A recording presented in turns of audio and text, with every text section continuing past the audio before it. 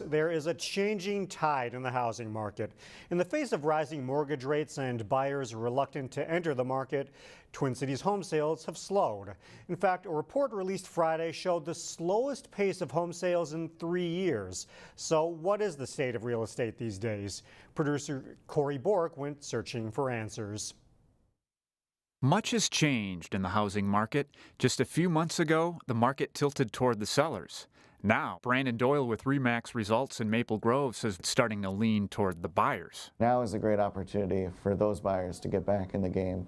They're going to be able to negotiate a little bit more on the property, and they're not going to be competing. Recent surveys show 30-year mortgage rates approaching or crossing 5%. The highest rates have been in 7 years. For buyers, it's a little bit more difficult because with a 0.5% increase in interest rates, that equals about a 5% decrease in what you can afford overall. On the plus side, listings have gone up, growing nearly 6% in the Twin Cities last month. In Maple Grove, it was nearly a 15% spike. But that's not true everywhere. Several inner ring suburbs in our area showed a drop in listings. In Robbinsdale, that number fell more than 20%.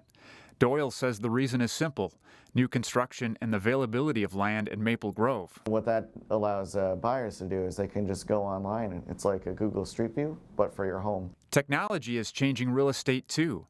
Doyle adopted 360 virtual tours, making the buying process more efficient. He credits virtual tours for selling homes more than 40% faster. The 360 tour, it's what you see is what you get, and there's no deception of photography or anything. And so it's great for the sellers because if there's something about the house that's not going to work for the buyer, why should we waste everyone's time? But with technology comes competition. Online marketplaces like San Francisco-based Open Door threaten to strip the need of working with a traditional real estate agent altogether.